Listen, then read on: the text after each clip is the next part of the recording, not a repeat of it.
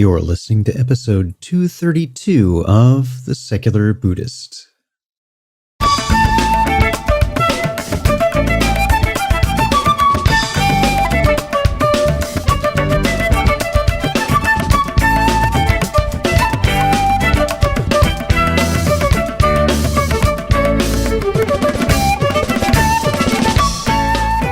Welcome to The Secular Buddhist. I'm Ted Meissner.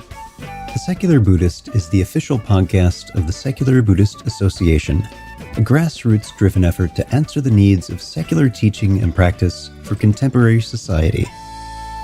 The podcast has interviews and roundtable discussions pertaining to engaged Buddhist training and practice, and the SBA website has show notes for each episode along with resource materials.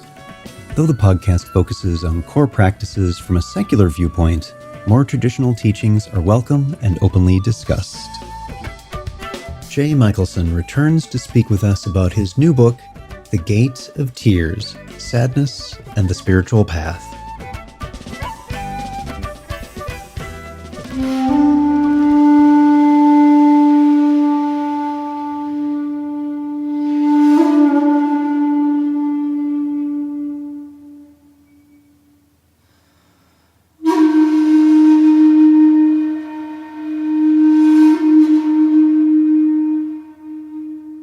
Hi everyone. Before we get started with today's episode, I want to remind the listeners that we've started a new podcast which may also interest you. It's called Present Moment, Mindfulness, Practice, and Science, and appears every other week, alternating with The Secular Buddhist. You'll find many of the same guests you've enjoyed and learned from here, as well as new researchers, teachers, and practitioners. You'll find Present Moment in the Science and Medicine section of iTunes, in Natural Sciences, or just do an iTunes store search on mindfulness and look in the results in the podcast section. You can also visit the website, presentmomentmindfulness.com. Thanks for checking it out, and if you like what you hear, please feel free to share it with others.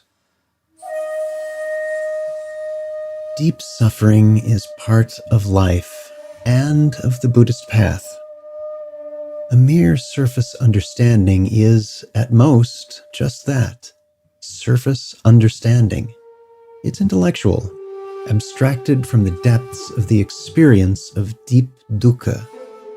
So what happens when you're faced with tragedy, with loss so profound it shakes the foundations? Maybe you wouldn't expect it's even possible for that to coexist with joy. Rabbi Dr. Jay Michaelson is the author of 6 books, including Evolving Dharma, Meditation, Buddhism, and the Next Generation of Enlightenment, and the best-selling God vs. Gay, The Religious Case for Equality, as well as 300 articles in The Daily Beast, Tricycle, The Forward, and elsewhere. He is an affiliated assistant professor at Chicago Theological Seminary and has been included on the Forward 50 list of influential American Jews. He holds a JD from Yale and PhD from Hebrew University and has taught spiritual practice at Fortune 500 companies, over 150 synagogues, meditation centers, Burning Man, and unlikely places around the world. Special thanks to Ethan Sobel for his help bringing Jay back to us as a guest. So sit back, relax, and have a nice Goose Island Honkers Ale. Our guest today is Jay Michaelson, returning to us. Jay, thanks so much for being here. Good to speak with you again. It's great to be back. And we haven't seen you for a little over a year. What have you been up to? What's been going on? Well, it's been a challenging year. I have this new book out about working with sadness, and that's really been based on life experience. My mother passed away last January, and in a way I was fortunate because my work life allowed me to really make that the center of my personal spiritual practice, being with her for the last months of her life. So that was my work. It was my personal work, and it took me obviously away from other kinds of professional work as well. And, since that time, it's been a really good grieving process. I've really been able to kind of move through some stuff and put things in perspective. And she did have kind of a long illness. So the last few months have been really healing, kind of getting back to my life. Thanks for sharing. And I'm sorry to hear about that. And Thanks. I'm glad that you've been able to take the time to do some healing and reflection about it. So before we get into the book, that's our main topic for today, I'm wondering if you'd be willing to maybe introduce a little bit of that topic with telling us about your first retreat, what you went into intending to learn, and what you found instead. Yeah, absolutely. I was kind of if you know the acronym FOMO, fear of missing out, I was a FOMO mystic at the beginning. And in the Buddhist psychology, there's three basic types, greed, hatred, and delusion, or, desire, fear, and just delusion. And I'm definitely a greed type. I kind of want it all, and I want it all at once. And I had studied mysticism and in my academic life in my 20s, and had read all about mystical experiences in different traditions, including Buddhism.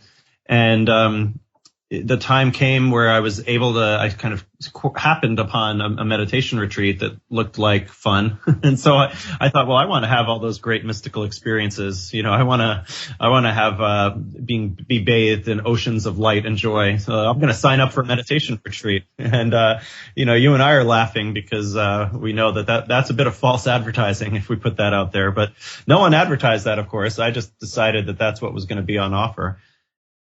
So I went in ready to go and have powerful spiritual experiences. And instead, I got to see my own stuff, which is not what I thought I had signed up for. I suspect you might be similar. I was the smart kid, and I learned how to impress my parents by being smart and getting good grades and things like that. And I saw how I was doing that even on a meditation retreat, and how underneath that was just a lot of psychological stuff. We all have our different formulas of that, but just like a lot of stuff that I had never really seen and hadn't worked on. And that was a shock. I didn't think I was going on a psychobabble retreat. I thought I was going on a meditation retreat. And I had no idea. No one had prepared me. And, the kind of irony is actually some of those big wow experiences did follow later on that retreat and then subsequently. But I think like most of us, when meditation practice matures, and maybe we mature, we kind of move away from that kind of interest in having exciting experiences and into something that seems a little more mundane, but is actually, I think, more profound, really getting in the gears of the brain and changing the way that we relate to greed, hatred, and delusion, and suffering less as a result. There's kind of a spiritual maxim that you start practice for the wrong reason and eventually develop the right reason. I don't know if I'd be quite that judgmental, but that pattern was definitely true for me. Yeah. And I think those who are listening to the podcast might resonate with that, having had some of those expectations ourselves when we first got involved with the practice.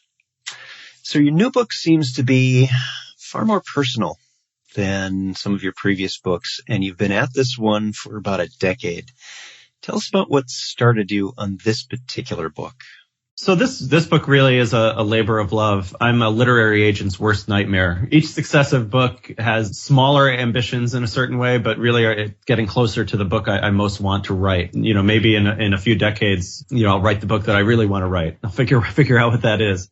This is that one for me. I started it 10 years ago, actually working through some of that same stuff that came up on the first meditation retreat. And I just felt like there was this huge secret in Dharma practice that wasn't in any of the books I was reading. And I'd read the usual books on difficult stuff, Pema Chodron, I think hers are probably the best, and a few other ones, Mark Epstein's, but they didn't seem to have this core piece. And now I kind of get it, because having tried to write a book about it, it is hard to put into practice that it's possible to coexist with difficult emotions such as sadness, but also anger or loss and pain, in a way that you do experience them, but it's somehow it's okay to be with them, and you don't have to make them go away.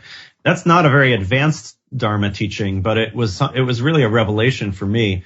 And so the first draft of the book, I think, was written in a kind of that first flush of meditation enthusiasm that a lot of us go through, and filled with all kinds of hyperbolic language about how this is like the best thing ever.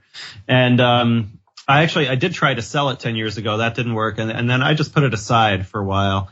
And, as I was finishing the last book, Evolving Dharma, my mom had just kind of gotten ill, and I was just started to think, like, what's my next project? And I actually went and looked at the draft of the book as a teacher. Not that I was going to be the writer of the book, but I looked at it as I could be the reader of, I remember, these teachings that meant so much to me, at that point, 8-9 years ago.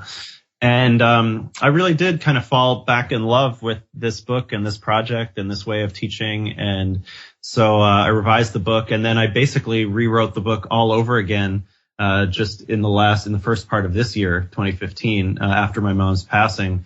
Because it's kind of, where the rubber hits the road. It's easy to talk about grief and loss and sadness and stuff, in the abstract. But I wanted to see how it felt to really talk about it specifically. And so I did try to show up a little bit more personally in this book and try to go for a little more vulnerability and a little less know-it-allness than I see in some spiritual books. So tell us a little bit more about that. What are you exploring in this one? It looks like vulnerability is part of that. Yeah, absolutely. I think in both our kind of commercial professional lives and in our meditation practice lives, there can be a tendency to want to, at the very least, hide, but more often than not, suppress sadness. Certainly we're in the country that's all about the pursuit of happiness, right? So we're pursuing happiness. There's at least two problems with that, pursuing and happiness. The kind of happiness that's being pursued and the idea that this is something we have to pursue. Really the opposite momentum, I think, is what evolves naturally in sustained meditation practice of not pursuing. So I remember Joseph Goldstein, well-known meditation teacher, said I was on a 6-week retreat with him at Insight Meditation Society. And he said that a lot of the problems that we experience in our lives can be boiled down to knee pain. At first, I thought that was a little glib, but actually he suffers from really intense knee pain, especially when he would sit. And early on, in the 70s, he was sitting in Burma and in India, and people weren't sitting on chairs. And so, he had actually a lot of knee pain to work with. And what he meant by that was, so you're sitting and some kind of pain comes up, knee pain or back pain.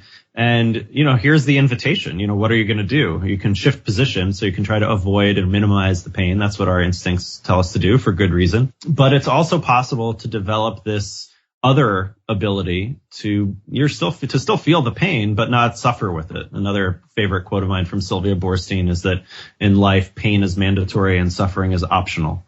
That the suffering is what we get from trying to push away the pain. Or in my case, I was working with, in my early years of practice, a lot of loneliness and just a lot of, just a sense of loss and isolation. And it was only when I could just give up, at trying to move it, that it would evaporate or lighten or not, but at least I'd be okay with it on its own accord. And that really was life-changing, that point that it's possible to, as I say in the book, be happy and sad at the same time, that the real happiness that we're looking for is not the happiness that I'll get when I buy my new Tesla all-electric SUV, although I am thinking about that. It is a certain kind of suffering that you can enjoy. Yeah. That's right, exactly. But the happiness that doesn't depend on conditions, that there is a kind of a contentment, an okayness that coexists right alongside a very real experience of the whole range of human emotions, joy, ecstasy, sadness, loss, anger, that it's not about dulling oneself out, but that there is this kind of settling back of the mind. And it is sometimes hard to put this into words, but that motion of the mind is something that really can be cultivated.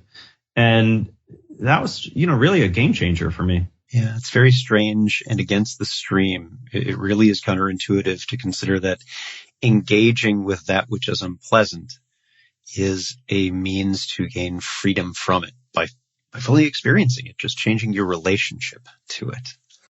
That's right. And I think, the opposite momentum is also present in the kind of the spiritual world. So, for example, the law of attraction, the idea that you can get what you want, despite what Mick Jagger said and what the Buddha said, that if you want something and you can manifest your own reality through believing it to be true. And so ultimately what you should do if you're doing spiritual practice right is get everything that you want.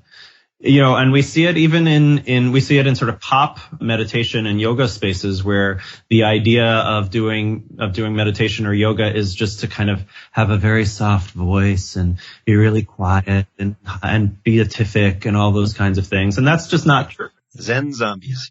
And it's not desirable or sustainable, right? That's not how I want to live. Like I want to actually experience life, not quote zen out for it. And it's also, I don't know anyone who's done that. And I've met some pretty enlightened people and over the years, and people who have done a lot of practice and have lived through a lot and helped a lot of other people. And that's just not how it's not how it is. And so I think it's, it's a really misleading notion that we find even among meditation practitioners. So it's not like, oh, meditation's the answer. Even, within communities of practice, I think there's that very natural human desire. Well, I'm doing this because I want to feel better. So this is going to make me feel good in a very particular way. And just as you said, if it's the counterintuitive momentum of mind is what's actually liberating, to just allow and let go and surrender and be with. All of these words I find are a little bit imprecise, but that's that movement of mind toward a settling back and just being with whatever is arising. Yeah, let's unpack that a little bit. You characterize joy and sadness not as opposites. Let's talk about that and the opportunity of yielding.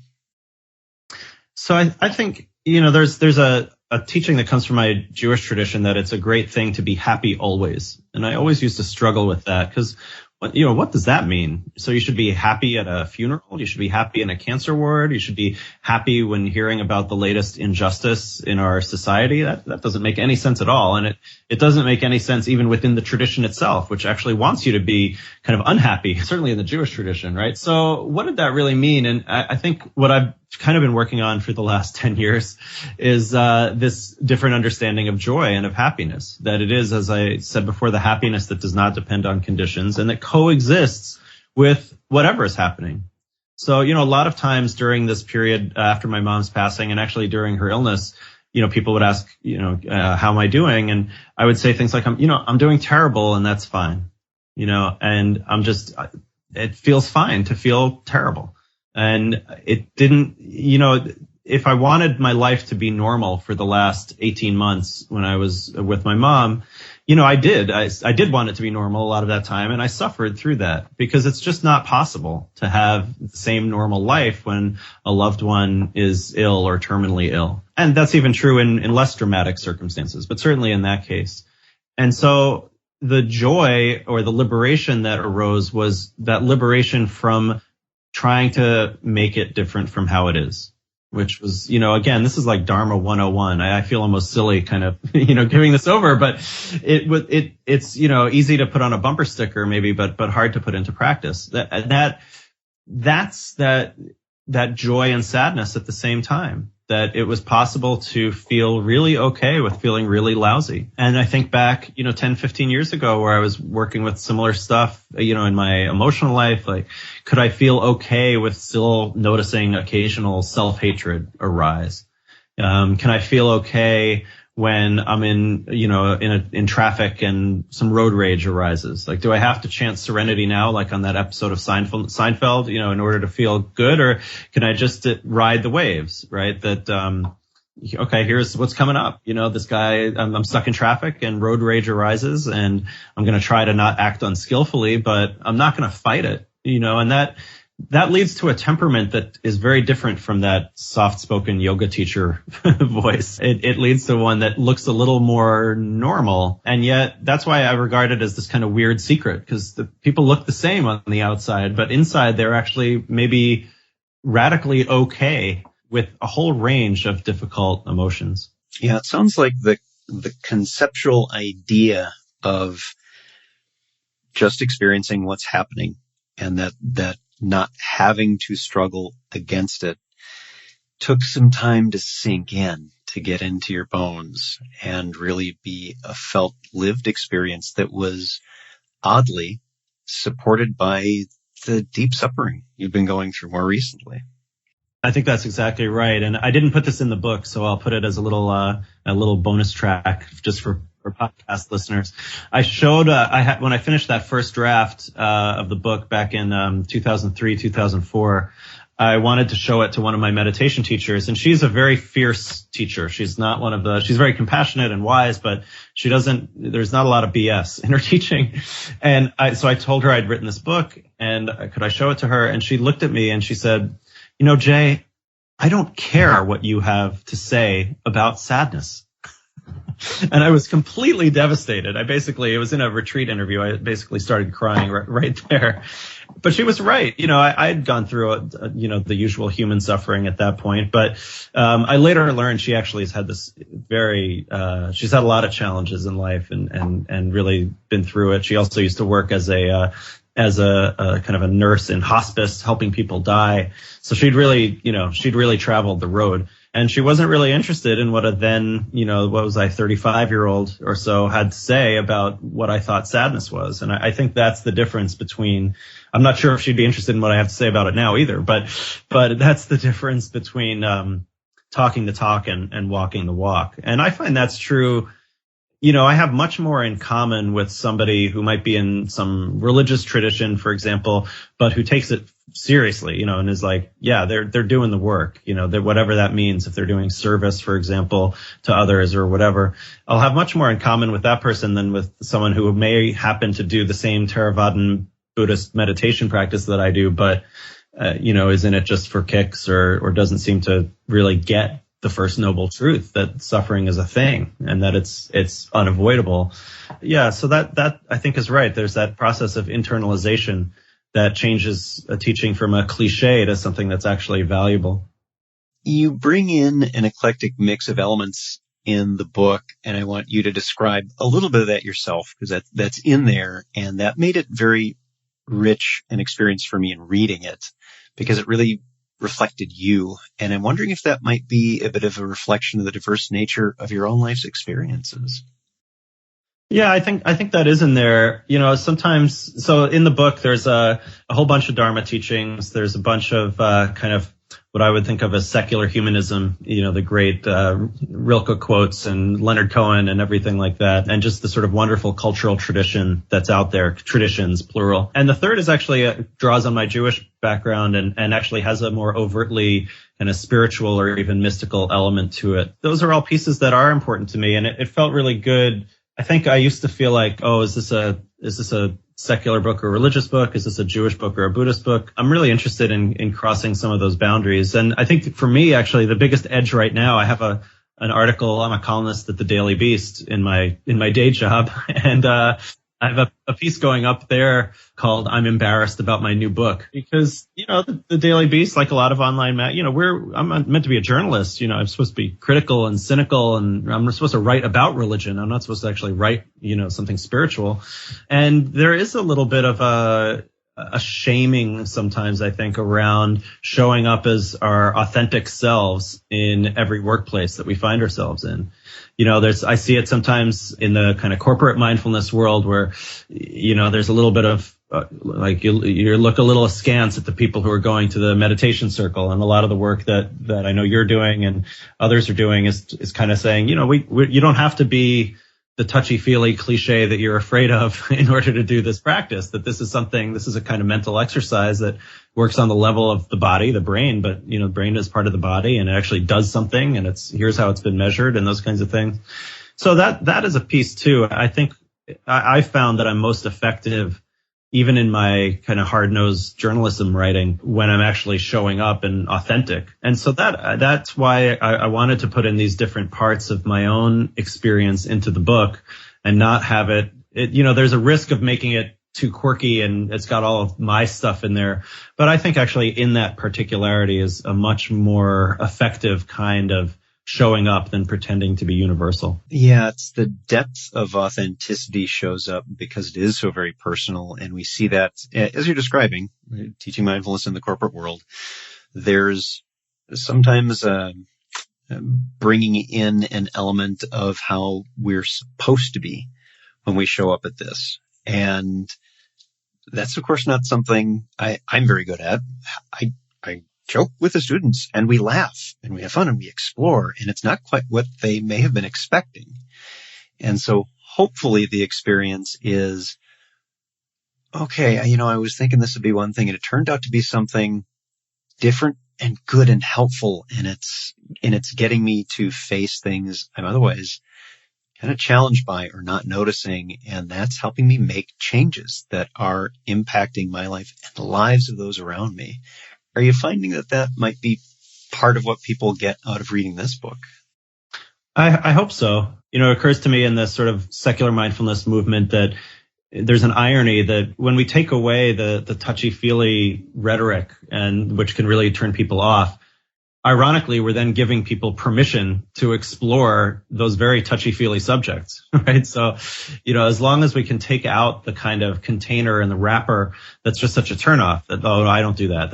I'm not going to take my shoes off. Then there's actually a possibility of engaging with the real stuff that's there. And I think it's now several books. I've been really trying to write a non-cheesy book about contemplative practice. And it's hard to do because on the one hand, I really don't want to be cheesy. On the other hand, I don't want to hide behind some kind of pose of, the know-it-all narrator. I'm friends with Dan Harris, his book was the #1 bestseller, 10% Happier. And I was really impressed at how I felt he squared that circle, right? By really, being really honest with his struggle with drug addiction and stuff like that. And I think that's what separated that book from, so many other attempts to make meditation accessible. I think part of it was, that he's famous and he has a sense of humor and those kinds of things. But I actually think the biggest part was that he was willing to go there, to really, and he has a lot more at stake than I do. For a news anchor to admit that, he was stoned on the air, at times when he was struggling with addiction. Yeah, I mean, that's a big risk, right? That people might not trust him anymore. But, the fact that he was willing to do that, I think is the main ingredient in why that book was so successful. And on a much smaller scale, most likely, I'm hoping to do something similar in this book. Well, I think you're right. And Dan's sharing so openly about these things. If that's put before you as a reader, as a stranger, there can't really be much else that's held back because that's pretty deep stuff.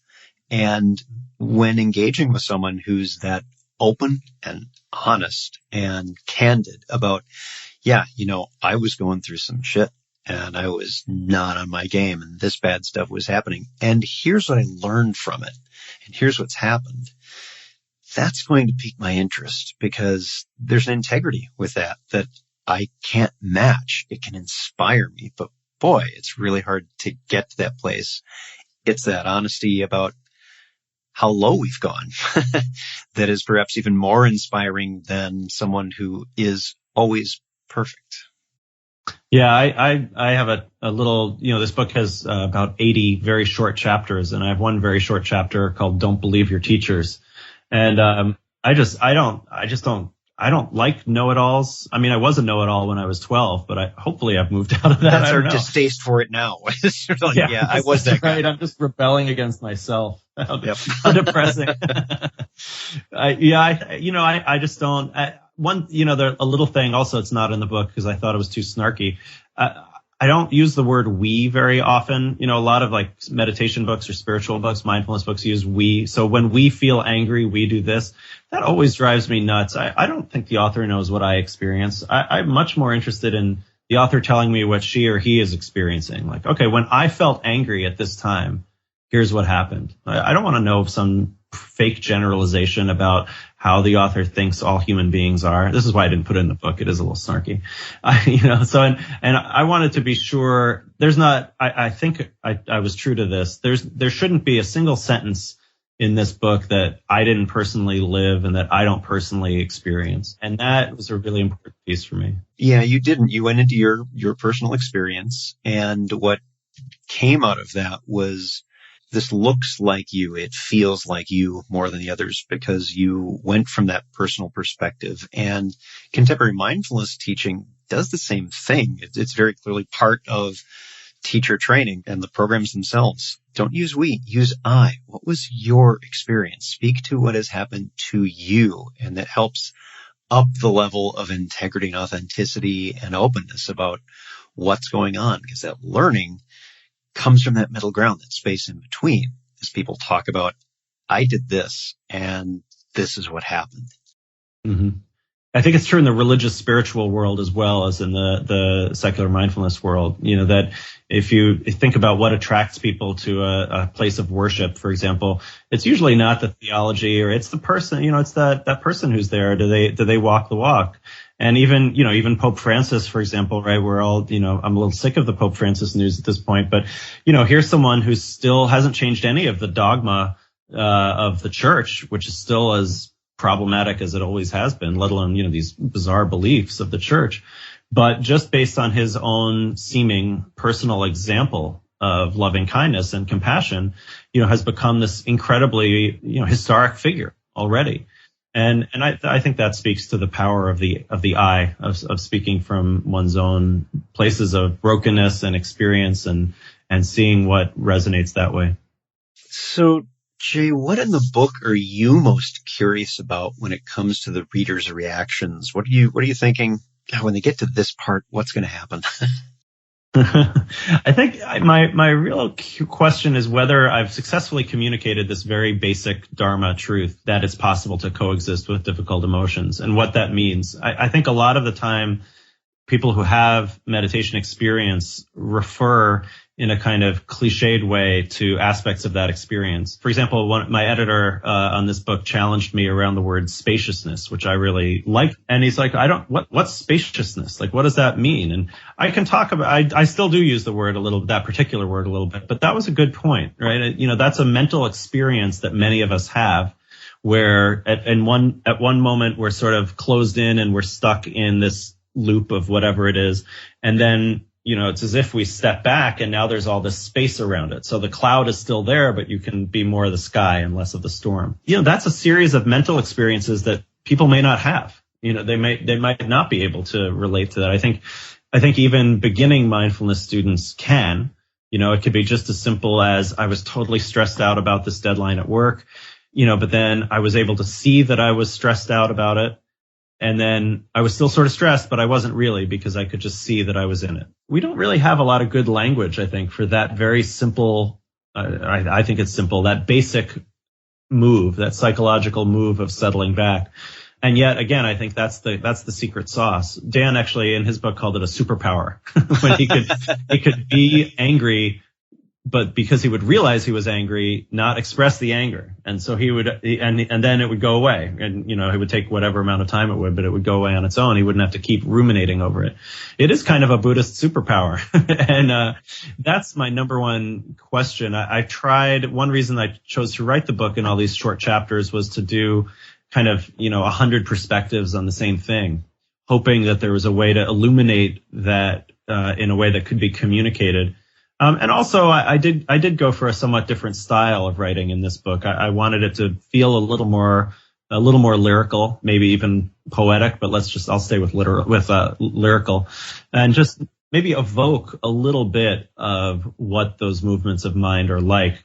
Cause I think it is a mysterious process, how we learn that and how the mind learns it for itself.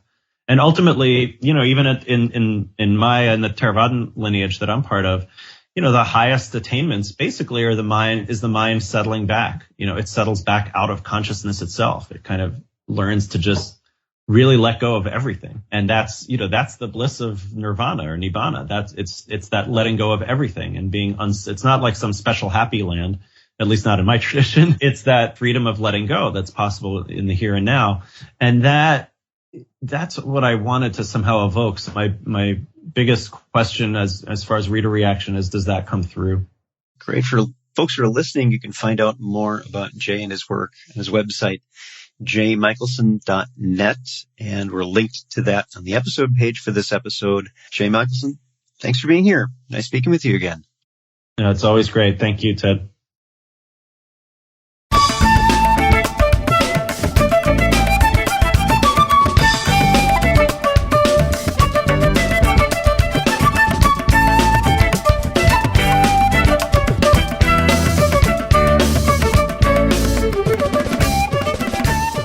Thanks for listening.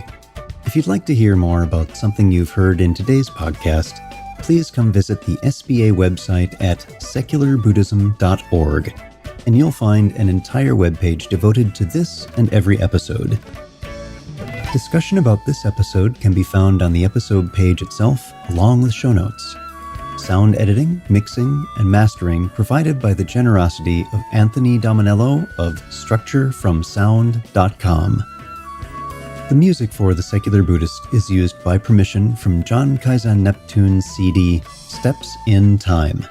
Additional music is provided courtesy of Monty Levinson of Taihei Shakuhachi and Rodrigo Rodriguez.